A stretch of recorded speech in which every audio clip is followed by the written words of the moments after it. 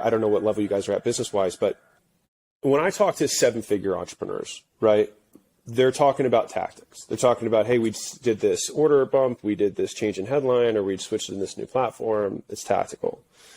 8-figure guys, they're usually talking about processes that they're putting inside of their business. You know, they just hit $1 million a month or $1.5 million, $2 million a month, somewhere in there, and they're like, that's what they're thinking about.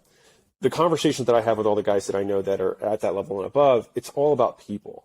And so I was having this conversation with a friend of mine, and he was like, yeah, all the business owners that we serve, and they have a big platform. He's like, they're always like, how do I get more traffic? How do I get more traffic? And we both were laughing, and I was like, I would just say, go hire someone who knows how to get traffic, and then do that, you know? And we both cracked up about it, but that's how I think about stuff now. And if I were to start a new endeavor, I wouldn't build a business, I would assemble a business. And so it's like, I know we need one of these, one of these, one of these. And I put it together and say, go pursue it on my behalf. Here's the incentive for everybody. And that's how the business would grow. And if it doesn't grow, then I would swap people out until it was growing.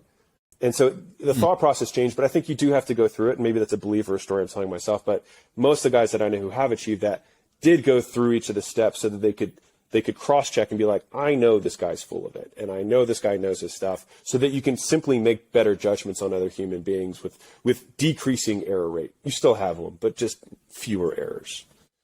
If I do 100 million in profit per year, I don't want to do that as a slave. I would like to do that as an owner advisor and working 2 to 3 days a week with them. And I say work. So for me, the work is like meetings. So that's meeting with the CEOs of the companies, meeting with a handful of leadership. That's what I consider like work.